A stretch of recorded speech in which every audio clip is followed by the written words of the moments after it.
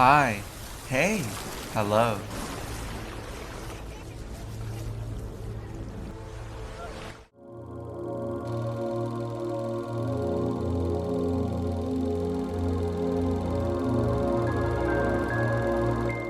It's Sunny, and Christopher Nolan is a mad genius. Am I right or am I right?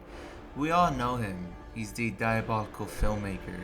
The Dark Knight trilogy, Tenet, Memento, Interstellar, Dunkirk, The Prestige, Oppenheimer. And for today's essay, a personal favorite of mine. Let's cut to the mind trip escapades and dive into a Nolan masterwork and his classic film, Inception.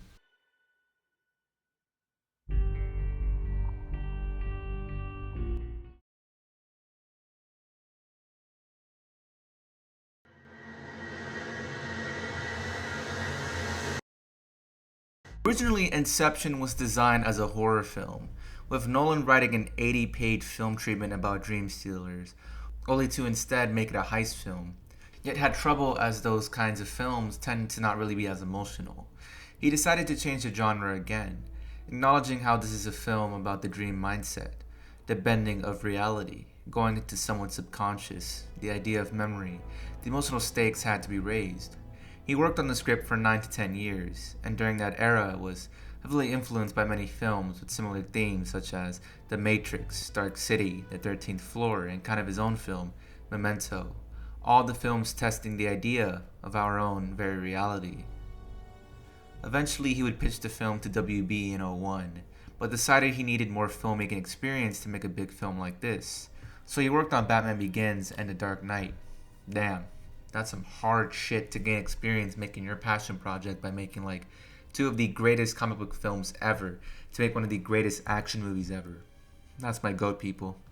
He knew the film would require a large budget of the entire possibilities of the human mind, and thus, after completing The Dark Knight, he would go on to work on the script for 6 months, and how the key was on the idea of people sharing the same dream. Once you remove the privacy, you've created an infinite number of alternative universes in which people can meaningfully interact with validity, with weight, with dramatic consequences. A key point was how Nolan for years and years had tried to work with legendary actor Leonardo DiCaprio, yet never meeting until finally for Inception. DiCaprio agreed to the project due to the pure fascination of the idea, intrigued by this concept, this dream heist notion, and how this character is going to unlock his dream world and ultimately affect his real life. They would both spend months discussing the screenplay, how it was necessary for him to understand Chris to really understand what's been going through his mind the past 8 years. He would go ahead to rewrite the script to ensure DiCaprio's emotional character journey, and that was the driving force of the film. With WB finally buying it, and Inception was released for the world to analyze. So let's dive into the Inception.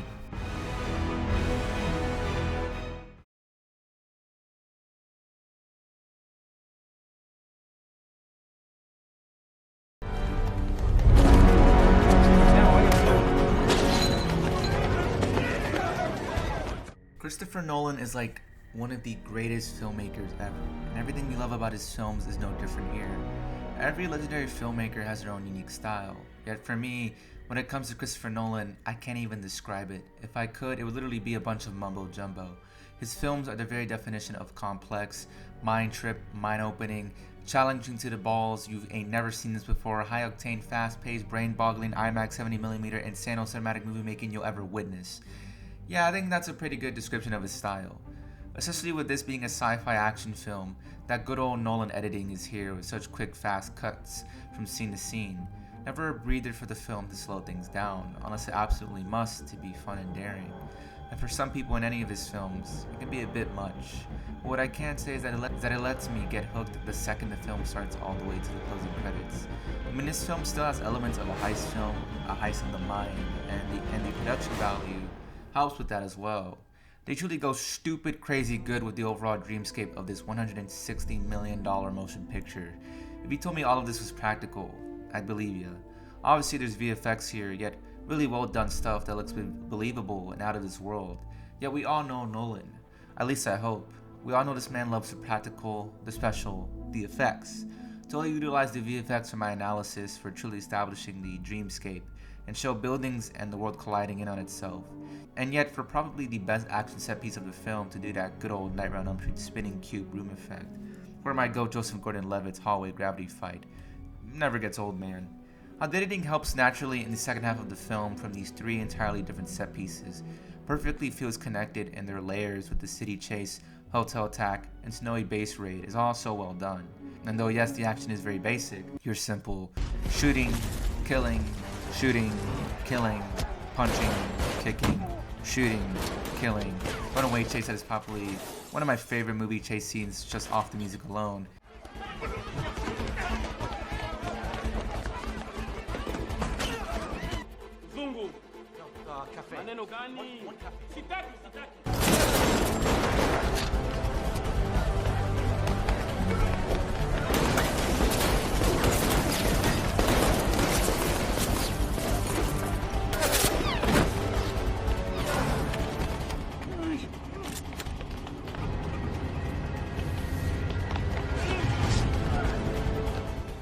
Shooting, killing, yet it's still fun. Speaking of the music, the score by my goat, Hans Zimmer, as well. It's freaking Hans Zimmer, one of these cinematic music composing legends. Of course, it's freaking great. Just listen.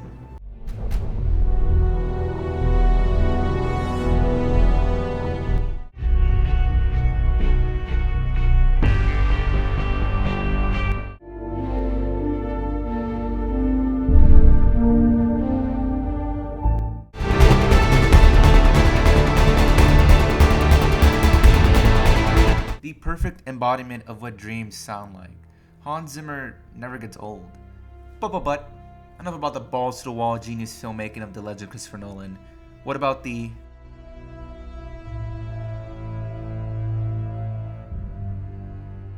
If there's anything I love about Nolan is that when it comes to his films, he can easily take the route when it comes to a standalone film, is just make the characters bare bones and have the story be the interesting part. But nah, he decides to make the characters the driving force and be emotionally complex, despite us only seeing them for just this one film. And I love that, which is why I won't discuss protagonist Cobb until the story section, since the film truly revolves around him. Yeah, let's discuss his crew of fellow dreamers. We got Yusuf. I love him. He's precious. Protect him. Yeah, Nolan doesn't make every single character in his film given entire depth, but it's fine with me because he still provides them a purpose, with him serving the role of the team as a former collegist, helping Cobb with his central issue. And well, this scene just makes him likable.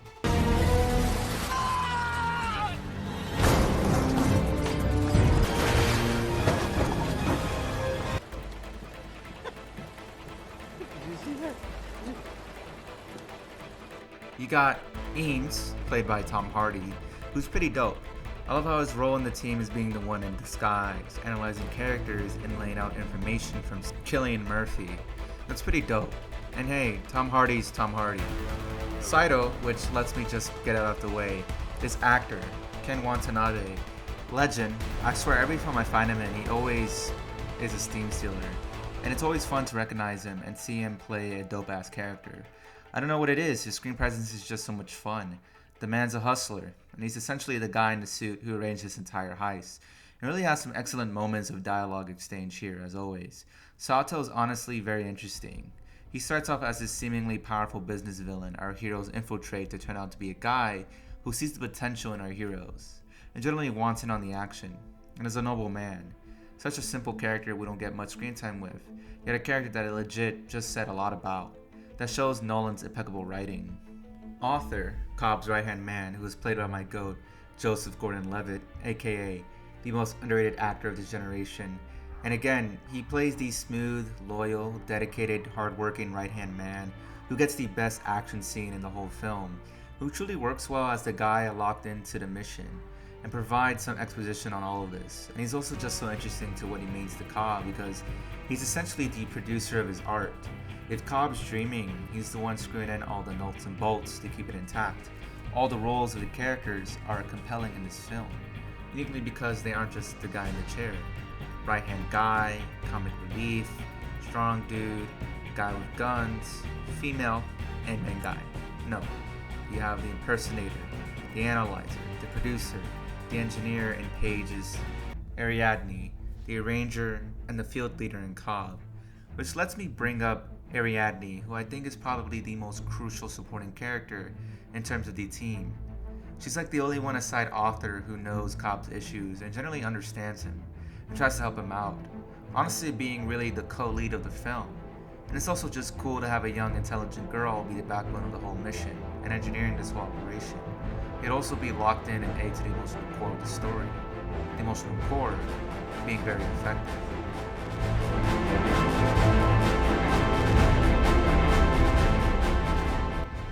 One of, if not my favorite thing about Nolan is his storytelling. Managing to make a film so complex that you have to rewatch it over and over and over again to really understand what's going on. And yet after every rewatch, you still never come to crack it open and solve the puzzle because his films aren't a puzzle. It's all a deeper look into the human psyche and mind, and a new revelation about ourselves that we take as our own interpretation. Nolan's films are the seed, and we are the plants that bloom from it. His films are just a door that we open to walk through and really examine upon ourselves and a whole new perspective on life. Inception is no different to his filmography in its nature. Yet here, Nolan tackles the very concept of dreams. Dreams are weird. When we go to sleep, we have a sort of vision, perhaps a peek to an alternate reality, perhaps our greatest desires, perhaps our greatest fears, something to come, something that's past, or something that will never pass nor come, something that could mean nothing at all, or something that truly says something about you, just like movies and all art in general. And the story of Inception goes ahead to challenge that very concept as to what dreams are to us, their roles in our lives, and how he presents this through our central protagonists of Dom Cobb, as well as Robert Fisher, played respectively by Leonardo DiCaprio and Cillian Murphy. FYI, this is all my personal interpretation because, like all great art, there can be a common understanding shared amongst people that seems to be what a piece of art is. Yet in my eyes, like great art, there's no such thing as wrong interpretation, just our own and how we personally take it in. That's the beauty of being human. We're all different in how we examine something. Just to let you know what I got out of this rewatch of this film, examining it a little more closely. I personally believe Fisher and Cobb's stories are parallels to each other in a way. The central plot of this film is that Cobb is a special thief who infiltrates people's dreams, with Sato hiring him into going within Fisher's mind, Fisher being the heir to a business empire who is a rival to Sato, and implementing the idea into him to dissolve his and his father's company. They do this not only with the crew and proper planning, but having to pull off a difficult event in Inception, a dream within a dream within a dream. And thus they enact their plan, not without Cobb's mental difficulties of his deceased wife always arriving to ruin his plans. That's the story. So how do both these completely unrelated men have parallel stories? Well, it's simple. The entire film is always secretly discussing to us how the crew is trying to make their target, Fisher, implement the idea into his dreams that will have the same result in the real world, to dissolve his family's company, and execute it like it was his own dream. But how could they do this? By requiring his emotions, Eames analyzing Fisher's close connection to his uncle, and how he essentially has a non-existent relationship with his own father, a man who has everything, yet lacking everything in emotion and connection. Cobb is a hard-working man, yet he's not in it for the game, for the thrills, or for the work. He's doing all of this because he wants to see his kids, yet he struggles with his deceased wife Mal, always invading his dreams, being the sole reason he can't see his children because he was framed. And yet he won't let her go. He's been too distraught. One man wants connection, whilst another can't give it up. Dreams are all factored by emotion. When we have a nightmare, we're scared. When we have a beautiful dream, we are happy. Dreams reflect us, who we are, what happens, when, where, why. Dreams don't make sense, and yet they do, all at the same time. Yet what's more important is reality. The scary thing about dreams is that sometimes we can't separate the two. That's why Mal killed herself, because she couldn't tell what was real or a dream. Oh, God damn it, don't do this! A train that will take you far away. James and Philippa are waiting. You know where you hope this train will take you. James and Philippa are waiting. You know where you are. Oh, look at me. James and Philippa are waiting. know where... Oh, God damn it! Because you'll be together. James and Philippa, look at me. Oh, no! Jesus Christ! James! Oh, no! The consequences of her action deeply affect Cobb to the point where his memory of her is stuck with him, to where he can't truly be happy. This film tackles a lot of themes from guilt, dreams, memory, time, reality, and so much more. Despite the struggle, when it seems they successfully accomplished their mission, a detail I personally take away is how, even though their whole job was to implement this idea into Fisher and make it come off into his own, I like to believe that when he wakes up, though it's not his idea because they gave it to him, it becomes his idea because he chooses to enact on it. I mean, how many times have you had a dream about something and chose to replicate that in real life, or chose not to replicate it? His side of the story is about how his lack of connection with his father leads him through the inception to come into his own and forge a new path forward, which contrasts with Cobb. When Cobb awakens and finally decides to let Mal go and accept his actions, his consequences, and his guilt, not only does he accomplish the mission, yet sometimes I believe he kind of inceptions himself. Obviously not literally, because the film establishes that's not how it works, yet more so how through his mission he gave himself the courage to let her go, and because of this, like Fisher, he can forge a new path forward and finally see his children. I also researched and noticed a cool interpretation is separate from my own, yet I also kind of developed on this rewatch with how this film represents filmmaking. How you can say the whole crew represents a film crew, with Eames as an actor, Yusuf as the technician, Ariadne as the location scouter, Sato as the investor, Cobb is the writer, director, and Fisher is the audience being emotionally invested. Yet I can see how this works in my own personal interpretation by how, just like any great film, we invest into it emotionally and confront our own difficulties, and come out of it with a new perspective on life, which brings the film to its core idea in my eyes. How Cobb's guilt and Fisher's distress now both lead this mission with a new sense of reality from this insane dream, can finally forge a path forward. Because though dreams can be wonderful, like Cobb and Mal's time together in that long, long dream, reality is, and can be, the true dream.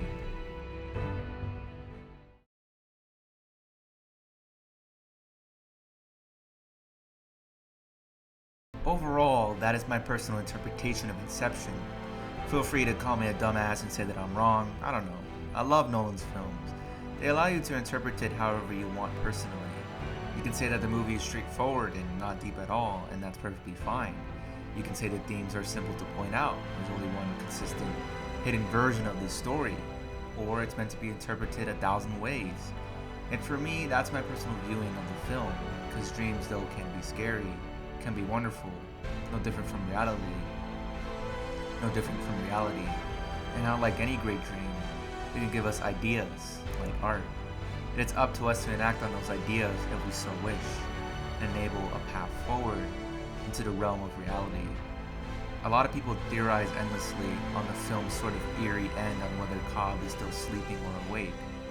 And for me, the way the film ends right before we can learn, I think the point of that ending and that abrupt cut is to showcase that it's not about him and whether he's truly happy or not, whether he's dreaming or not, but about if we can finally wake up.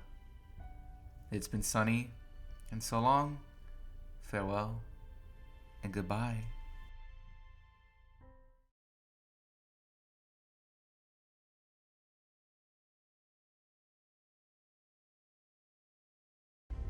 Are you here to kill me?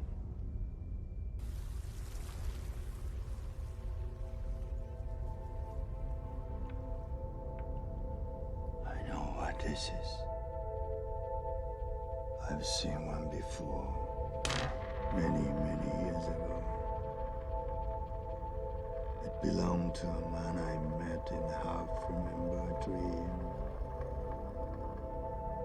A man possessed of some radical notions. What is the most resilient parasite?